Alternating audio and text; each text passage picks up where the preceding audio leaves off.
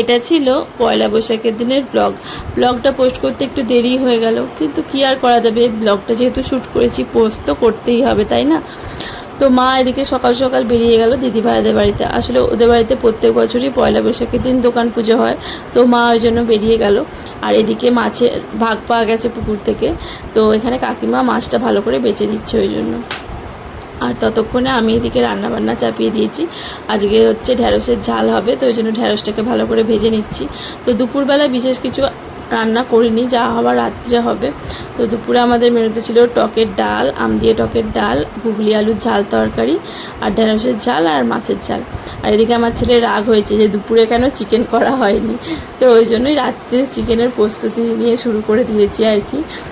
তো এদিকে পেঁয়াজটা ভাজা হচ্ছে, আর ততক্ষণে আমি মাংসটা একটু ম্যারিনেট করে নেবো। তো মাংসটা নর্মাল কষাই করব, কিন্তু ভাবলাম পেঁয়াজটা যতক্ষণ ভাজা হবে ততক্ষণ একটু মাংসটা ম্যারিনেট হয়ে যাবে এই আর কি। তো টক দইটা একটু বেশি করেই দিয়েছি, টমেটো দেবো না বলে। বাদ বাকি সব বেসিক মশলাই দিয়েছি, আদা বাটা, রসুন বাটা, হলুদ গুঁড়ো, আর এটা হচ্ছে একটু ভাজা মশলা ছিল, সেই ভাজা মশলাটা দিয়েছি। ভাজা মশলাটা কিছুই নয়, ধনে জিরে আর শুকনো লঙ্কাকে শুকনো খোলায় ভেজে নিয়ে সেটাকে গুঁড়ো করে সেই মশলাটাই দিলাম। আর দিলাম একটু কাশ্মীরি লঙ্কার গুঁড়ো আর গরম মশলার গুঁড়ো, এইগুলোকে দিয়েই নর্মালি এমনি মাখিয়ে রেখে দিয়েছিলাম। তো পেঁয়াজ ভাজা দিকে হয়ে গেছে, তো আমি মাংসটা একটু কষাতে দিয়ে দিলাম। আর বাড়িটা না আজকে খুব ফাঁকা ফাঁকা লাগছে, বিশেষ করে এই বিকেলটা সন্ধেটা যেন খুবই ফাঁকা ফাঁকা লাগছে। আসলে আমার ছেলে বা হাজব্যান্ড কেউই নেই, ওই যে বললাম ওরা গেছে দিদিভাইদের বাড়িতে দোকান পুজো, ওইখানেই গেছে, তো ওই জন্য যেন আরোই বেশি ফাঁকা ফাঁকা লাগছে, একা একা মনে হচ্ছে যেন সন্ধেটা কাটতে চাইছে না। তো ওদিকে মাংসটা কষানো হচ্ছে, আমি ততক্ষণ একটুখানি চা বিস্কুট খেয়ে নিলাম। এদিকে মাংস কষানো আমার মোটামুটি কমপ্লিট, খুব সুন্দর বেশ তেল ছেড়ে দিয়েছে মাংসটা থেকে। তো এবার আমি আজকে মাংসর সাথে করব হচ্ছে পোলাও। তো আপনারা তো মোটামুটি জানেন, যারা আমার ব্লগ দেখেন, আমি আর আমার ছেলে পোলাও খেতে খুব ভালোবাসি, তো ওই জন্য রাত্রে মাংসর সাথে একটু পোলাও করব। আর এদিকে হচ্ছে একটুখানি আলু চচ্চড়ি। আসলে আমার সেজো কাকা শ্বশুর এসব কিছুই খান না, তো উনি ভাত, একটু আলু চচ্চড়ি আর দুধ খাবেন রাত্রিরে, মানে দুধ ভাতই খান বেসিক্যালি।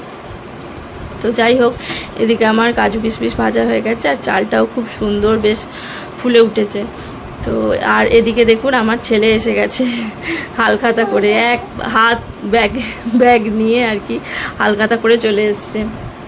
আর ঢুকতে না ঢুকতেই ওর জিজ্ঞাসা, মা কি রান্না করছো, কি সুন্দর বেশ গন্ধ ছাড়ছে। আর দেখুন আসতে না আসতেই জুতোটা পর্যন্ত খুলিনি, এখানেও দেখা হয়ে গেল যে ও মাংস রান্না হয়ে গেছে আর কি। তো খুব আনন্দ মাংস রান্না হয়েছে দেখে। আর এদিকে আমার পোলাও রান্নাটাও প্রায় হয়েই এসছে, শুধু জল ঢেলে দেবো তাহলেই হয়ে যাবে। তো রাতের খাবার আমাদের রেডি, বাবাকে আগেই দিয়ে দিয়েছিলাম, আর আমরা তিনজনে একসাথে নিয়ে বসে পড়েছি। তো চলুন আজকের ব্লগটা আমি এখানেই শেষ করলাম। ভালো লাগলে অবশ্যই একটা লাইক কমেন্ট করে দেবেন। আজকের মতন টাটা বাই, দেখা হবে পরের একটি ভিডিওতে।